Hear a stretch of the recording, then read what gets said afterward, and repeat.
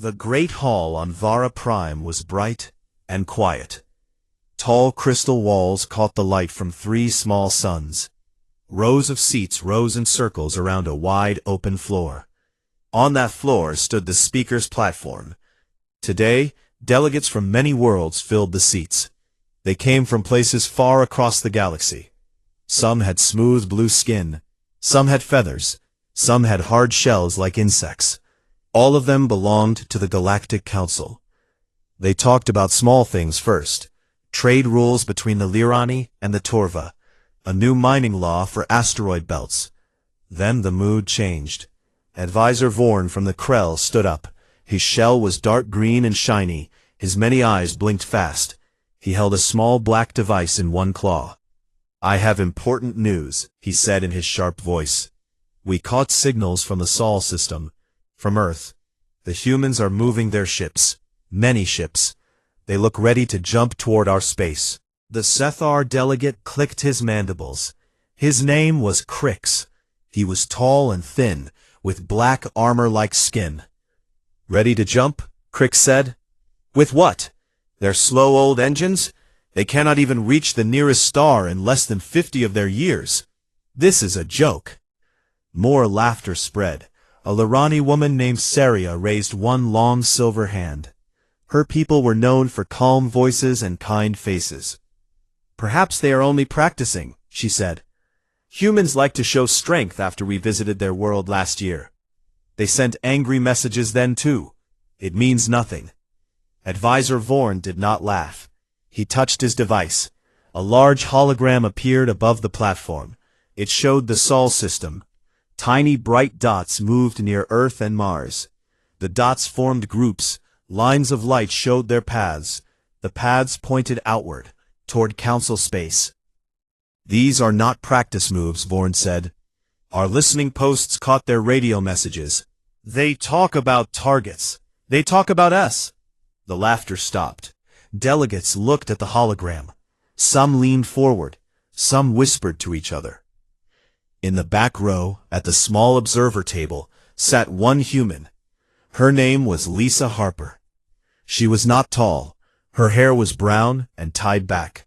She wore a simple gray uniform with the Earth flag on the shoulder. She sat still and listened. She did not speak yet. A Torva delegate named Rollo stood up. Torva were big and covered in soft brown fur. Rollo's voice was deep and slow.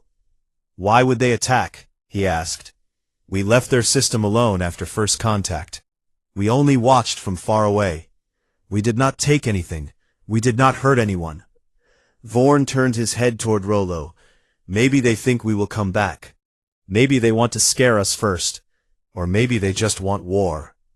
Crix laughed again. "War? With sticks and stones? Their strongest ship is smaller than one of our scouts. If they come, we will brush them away like dust." Saria looked at Lisa Harper. "Ambassador Harper," she said kindly, "you sit here every meeting. You hear everything. What do you say about this?" All eyes turned to Lisa. She stood up slowly. She walked to the edge of her table so everyone could see her better. Her face was calm.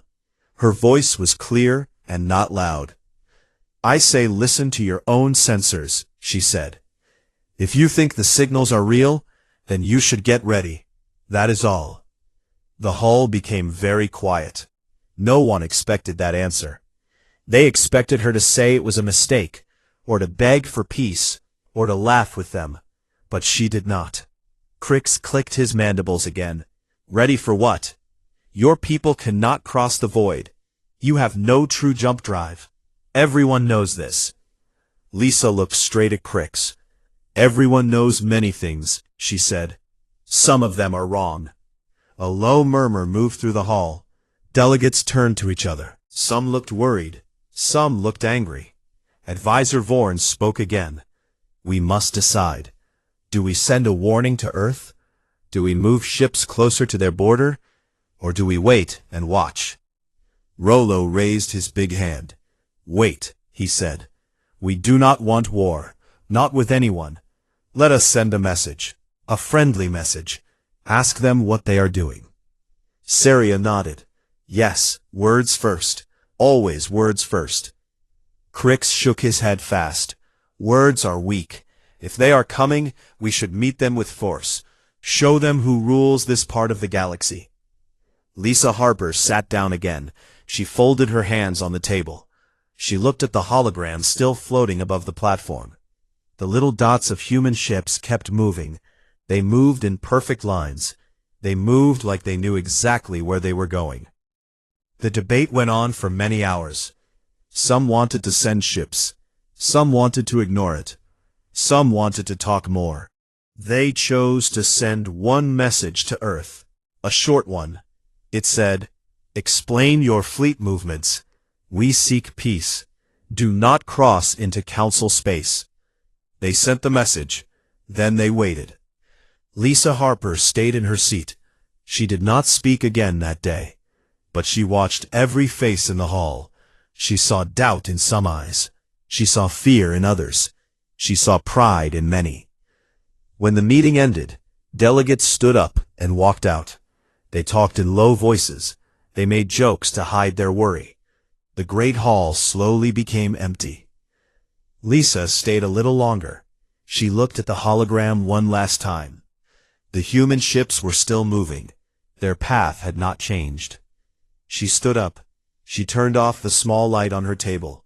She walked toward the door. Her steps were quiet on the smooth floor. Outside in the wide corridor, a young Torva aide stopped her. His name was Tavi. He was still learning how the council worked. "Ambassador," he said softly. "Do you think they will really come? Your people?" Lisa stopped. She looked at the young Torva. His big eyes were wide. She gave a small smile. Not a happy smile, a tired one.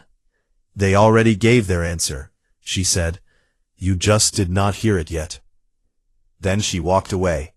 Her gray uniform disappeared into the crowd of colorful robes and shells. Behind her, the lights in the great hall went dark. The hologram of the Sol system faded, but the little dots of human ships kept moving in the dark. Silent, steady, coming closer. No one in the council knew it yet, but the warning was not from Earth to them. It was from them to Earth. 3 weeks passed after the council sent their message. No answer came from Earth.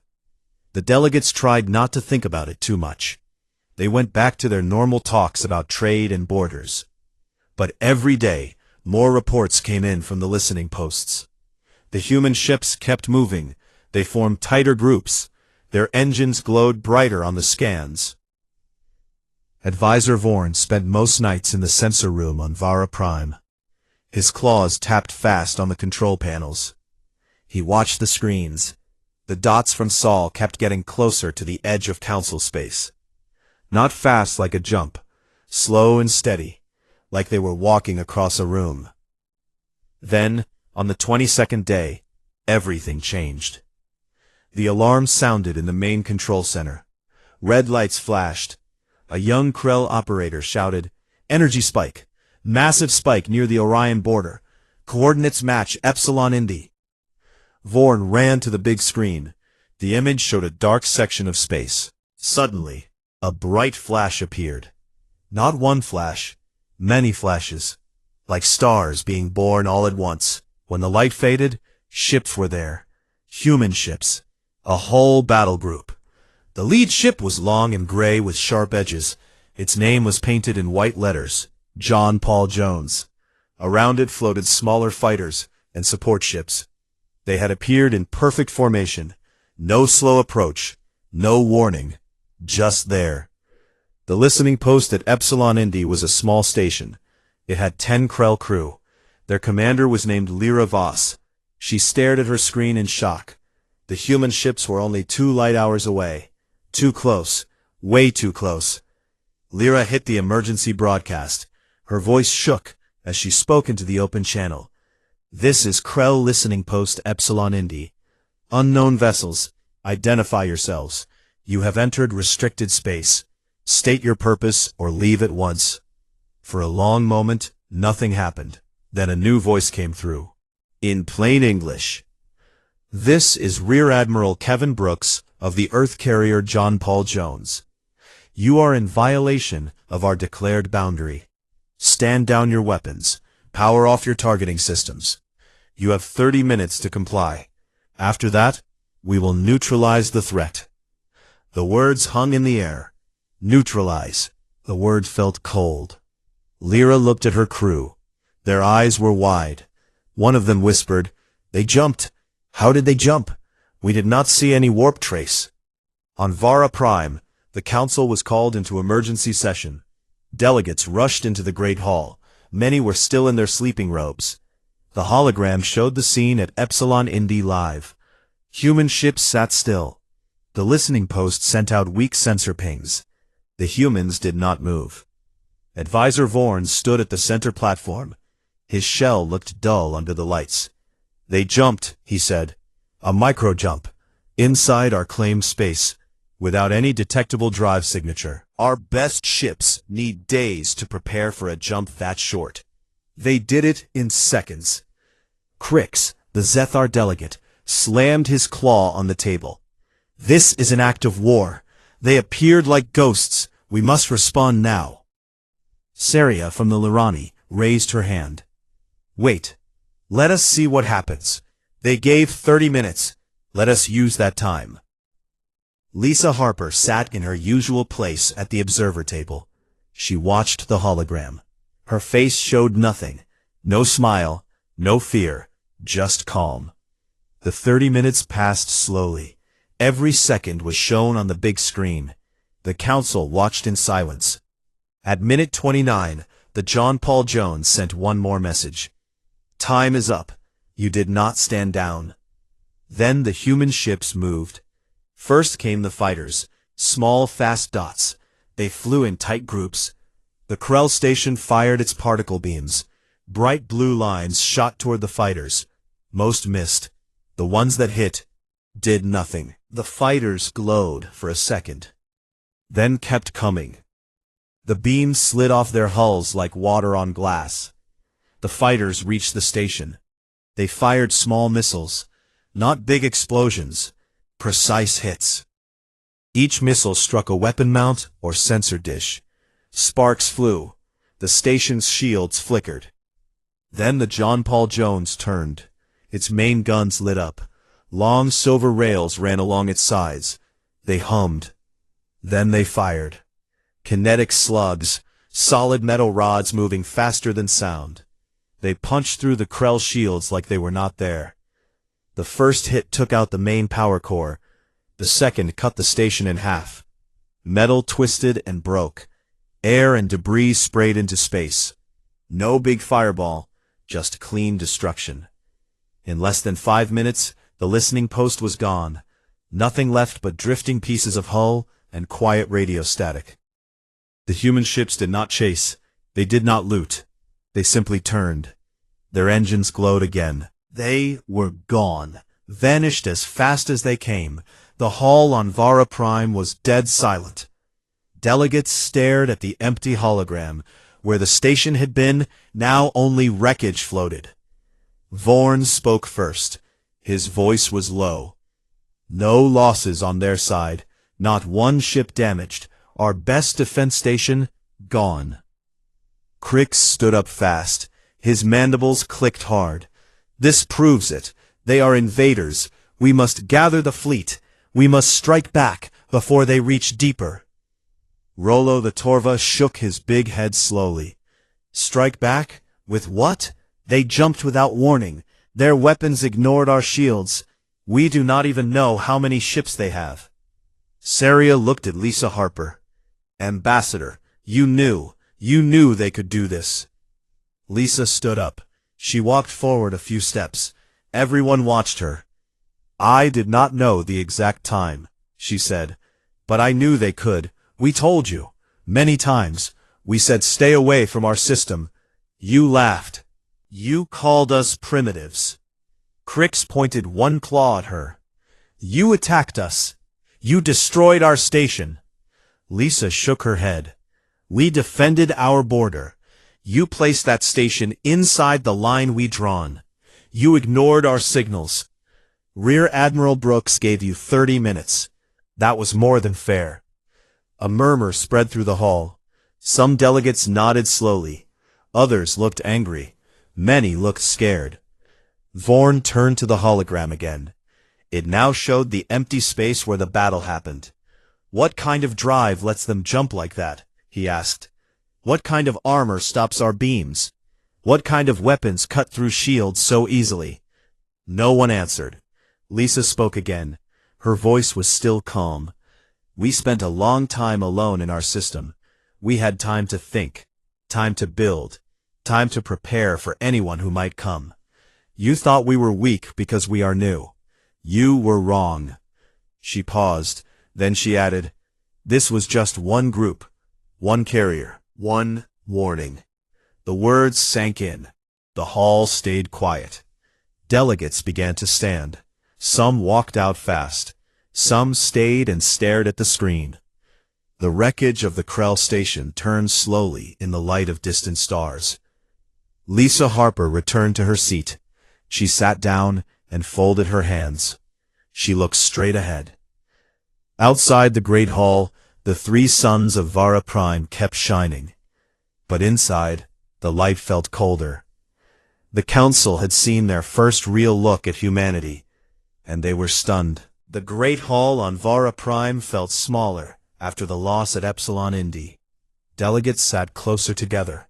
Their voices were lower. The air seemed heavier. No one laughed anymore. The big hologram in the center showed the same empty space over and over. Just drifting metal. No station. No crew. Nothing. Advisor Vorn stood on the platform again. His shell had small cracks now. Stress lines from too many long nights. He spoke first. We lost a listening post, he said. 10 of our people, gone in minutes. The humans did not even try to talk more. They gave 30 minutes. Then they ended it. This is not defense. This is aggression. We must act. Crix from the Zethar jumped up. His black armor clicked as he moved. His eyes burned red. Act, he said. We must destroy them. Call the full fleet. Send every ship we have. Crush their little worlds before they jump again. They think they can scare us? We will show them real power. The smaller species looked afraid, but angry too. They wanted revenge. They wanted to feel safe again. But not everyone agreed. Rollo the Torva raised his big furry hands slowly. His voice was deep and careful. Wait, he said. We do not know enough. Their ships jumped without warning. Their guns cut through shields like nothing. If we send our fleet now, what if the same thing happens to us? What if we lose more than one station? Saria from the Lorani spoke next. Her silver skin caught the light. She looked calm, but her hands shook a little. Rollo is right, she said. We need to talk first. Send a stronger message. Offer peace. Ask why they did this. Maybe there is a mistake. Maybe we crossed a line we did not see. Crix laughed hard. It sounded like breaking glass. A mistake? He said. They appeared out of nowhere and killed our people. That is no mistake. That is war. The hall filled with voices. Some shouted for attack. Some asked for calm. The noise grew loud. Then Lisa Harper stood up. She walked to the front of the observer table. She waited until the room became quiet. Everyone looked at her. Some with hate. Some with fear. Some with hope. When it was silent, she spoke. Earth does not want your worlds, she said. We do not want your mines or your trade. We want one thing only. Leave us alone. That is all. Crix pointed at her. You attacked first. Lisa shook her head. No. You placed a station inside the boundary we told you about. We sent messages. Many messages. You ignored them.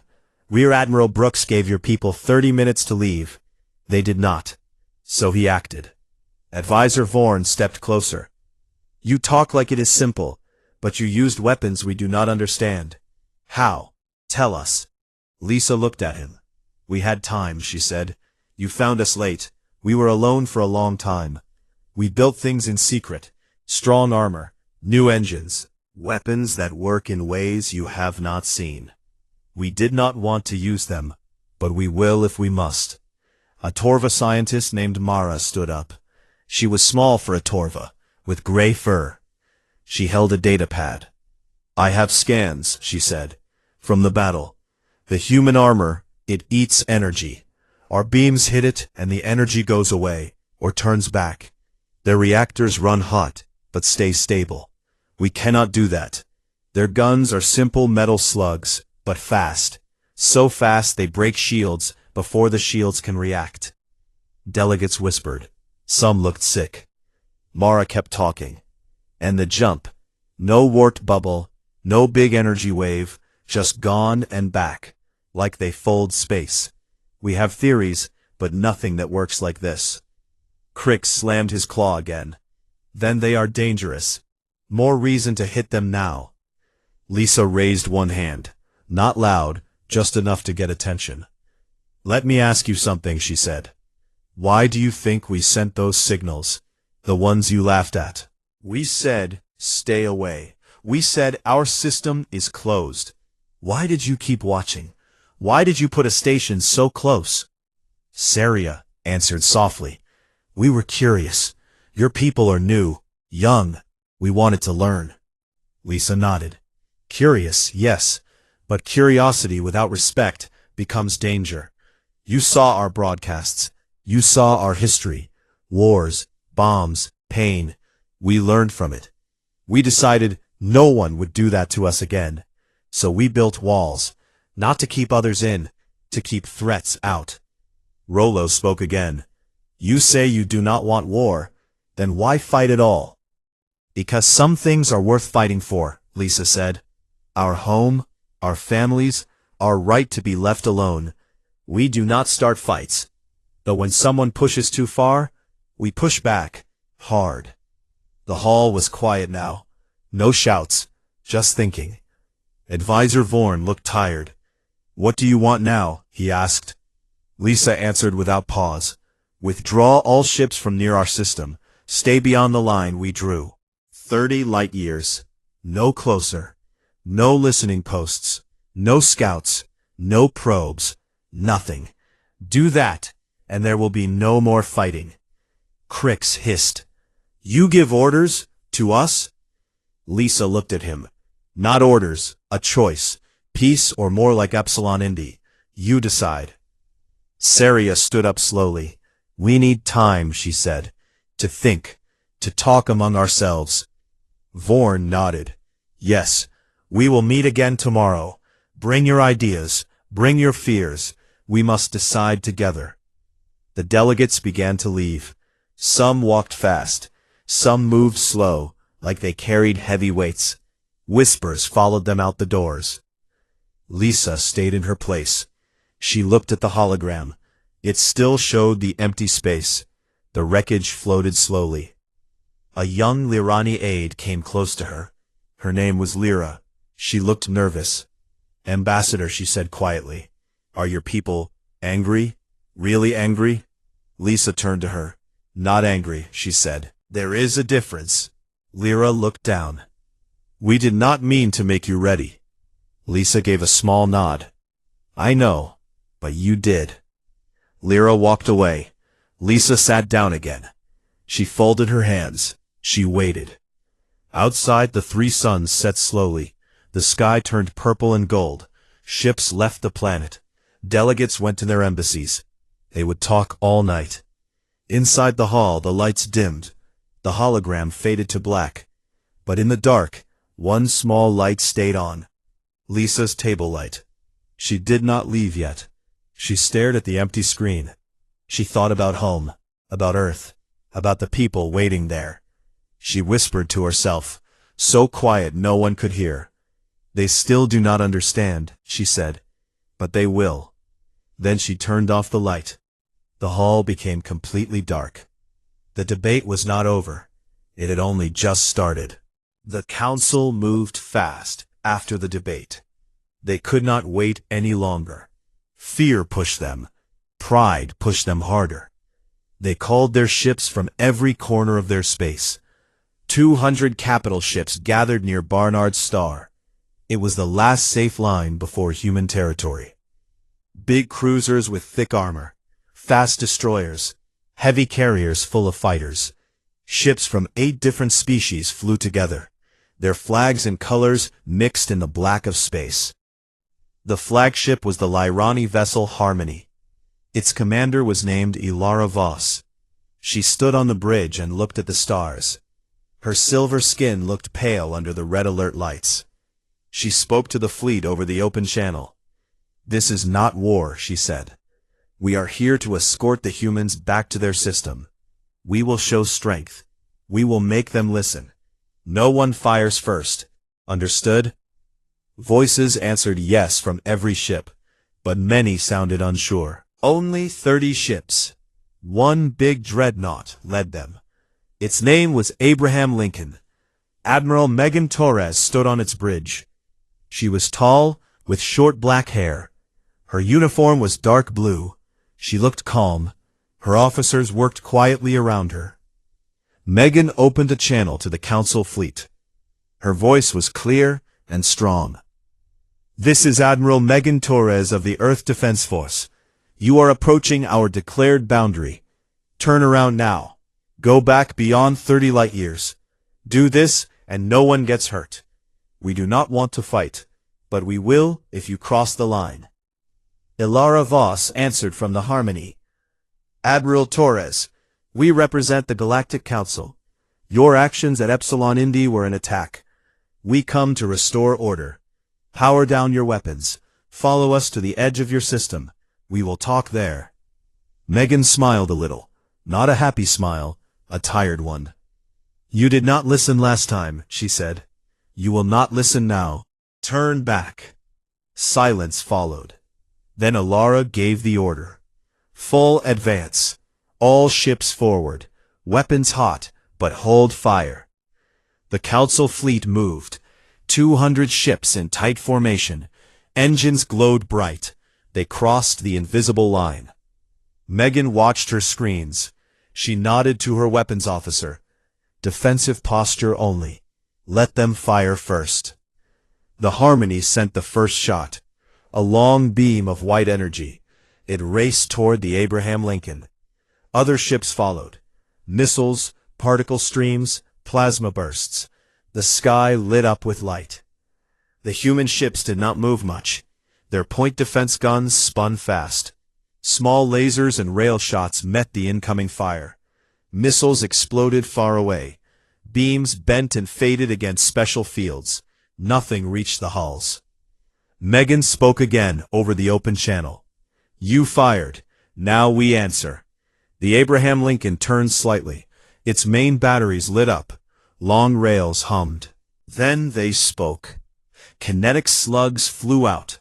Not beams, not explosions, just fast metal rods. They hit the Council ships hard.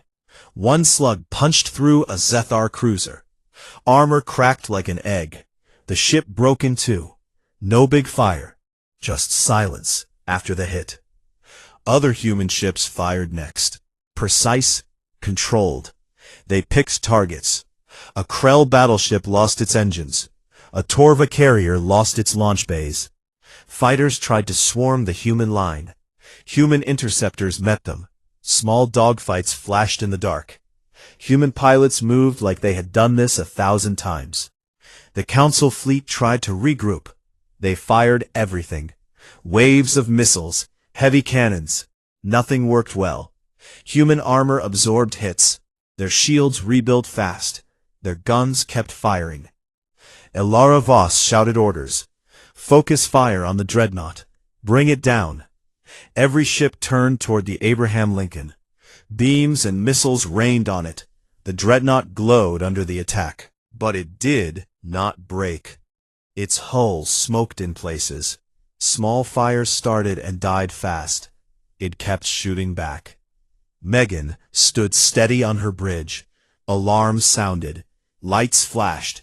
She spoke to her crew. "Steady. We hold the line." In 9 minutes, it was over. 60% of the Council fleet was gone or useless. Broken ships drifted. Some burned quietly. Others spun without power. Escape pods launched from the worst-hit ones. The rest turned and ran. Engines burned hot as they fled back the way they came. The human ships did not chase. They stayed in place. They watched the retreat. No cheers on their bridges. Just quiet work. Damage reports. Repair teams moving. On Vara Prime, the Great Hall was full again. Delegates watched the live feed. Their faces were pale. Some cried. Some sat with heads in hands. The hologram showed the battlefield. Wreckage everywhere. Human ships almost untouched. A few black marks on hulls. That was all. Advisor Vorn could not stand straight. He leaned on the platform. His voice cracked. They tore us apart in minutes. We had numbers. We had power. They had nothing. And they won. Crix from the Zethar stared at the screen. His mandibles hung open. No anger now, just shock. Rollo the Torva spoke slowly. We thought we were strong. We were wrong. Saria wiped her eyes. So many lost. For what? We crossed their line. They warned us. Lisa Harper stood up. She walked to the center. No one stopped her. She looked at the hologram, then at the delegates. You saw, she said. You kept pushing. We kept warning. Now look. No one spoke. Lisa continued. Admiral Torres could have chased you. She could have followed to your worlds. She did not. She let you run. That is mercy. Do not waste it. Vorn looked at her. What now? He asked. What do your people want? Lisa answered without pause. The same thing we always wanted. Stay away. 30 light years. No ships, no probes, no nothing. Honor the boundary. Live in peace. That is all. Crix whispered, and if we do not? Lisa met his eyes. Then next time, we will not stop at the line. The words hung heavy. Delegates began to leave. Some walked like old people. Some helped others. The hall emptied slowly. Lisa stayed. She looked at the wreckage on the screen. She thought about the lives lost, human and alien. She felt no joy. Megan Torres sent one last message from the Abraham Lincoln. It reached Vara Prime. This ends here. Go home. Do not come back. The channel closed. In the dark hall, the hologram stayed on. The stars burned cold. The broken ships floated silent. The council had drawn a line. Humanity had held it, and the galaxy would never forget. The great hall on Vara Prime was almost empty now. Only a few lights stayed on. Shadows stretched long across the crystal walls. The delegates who remained sat far apart. No one wanted to be close to anyone else. The air felt thick with silence and fear. Advisor Vorn stood alone on the platform. His shell was cracked in more places. One claw hung loose at his side. He looked smaller than before. He spoke in a voice that barely carried. We sent 200 ships, he said. The best we had, from 8 species. We thought numbers would win. We thought strength would win. We lost most of them in 9 minutes. 9 minutes. He paused. No one answered. Vorn looked up at the hologram. It showed the battlefield near Barnard Star. Broken ships floated like dead leaves. Some still sparked. Escape pods drifted in slow circles. The human fleet stayed in perfect lines, untouched, waiting. Vorn turned his many eyes toward the observer table. Ambassador Harper, he said, you warned us. Every time. We did not listen. Now I ask the only question left. Are they really attacking Earth? Or are we the ones who just attacked them? Lisa Harper stood up slowly. She walked to the center of the floor. Her steps made soft sounds on the smooth stone. She stopped under the hologram. The light from the wrecked ships fell on her face. She did not answer right away. She let the question hang. Then she reached into her pocket. She pulled out a small clear crystal. It was no bigger than her thumb. She placed it on the central podium. A soft blue light came from it. This is our record, she said. Everything we tried to tell you. Every message, every warning, every time we asked you to stay away. She touched the crystal. The hologram changed. Old images appeared. First contact, a Lorani scout ship near Pluto. Humans waving from a small station. Then, angry words. Do not come closer. More ships arrived anyway. Probes sent in secret. Sensors placed on asteroids inside the line. Humans found them, removed them, sent messages again. Stop. The images kept coming. Years of ignored signals. Years of humans building in silence. Ships growing stronger. Defenses rising around Earth. Orbital platforms. Hidden bases on the moon. Weapons tested in deep space. The last image showed the Sol system now. Hundreds of points of light. Not ships, platforms, big guns, shields, arrays that could crack planets if needed. All quiet. All waiting. Lisa spoke again. Her voice stayed calm. We built walls, she said. Not to attack, to protect. You knocked. We answered politely. You kept knocking. We answered louder. You ignored us. So we showed you what happens when we stop asking. She looked around the hall, at the few faces left. You call us young, new, primitive. But young things learn fast. We learned from our own wars, from mistakes that almost ended us. We decided no one would do that again. Not to us, not to our home. A soft voice came from the back. Syria from the Lirani. She stood up slowly. How many more? She asked. How many more would die if we keep going? Lisa met her eyes. As many as it takes, she said. We do not want death, but we will not lose our world. Not for your curiosity, not for your pride. Advisor Vorn stepped forward. His legs shook. Then what now? He asked. What must we do to end this? Lisa answered without thinking. Vote, she said. Make Sol a restricted zone. 30 light-years around our system. No ships enter without our permission. No probes. No scouts. No excuses. Sign it. Send it. Live by it. That is the only way.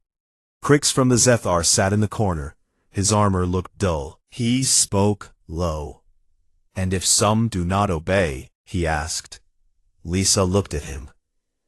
Then they will meet the same fate as the ships at Barnard Star, she said. Or worse. We have more than 30 ships. We have more than one dreadnought. We have things you have not seen yet. Do not make us show them. Silence again. Rollo the Torva stood. His big body moved slow. I vote yes, he said. Restricted zone. 30 light-years. No approach. Saria nodded. Yes. One by one, the few left in the hall said yes. Even Crix whispered it at last. Vorn looked at the crystal, then at Lisa. It is done, he said.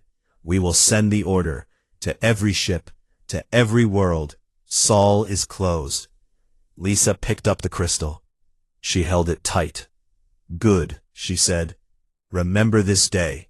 Remember what happened when you did not listen. Teach your children, teach your leaders. The galaxy is big, but Earth is home, and we protect what is ours. She turned and walked toward the door. No one stopped her. No one spoke. The doors closed behind her. The hall stayed quiet.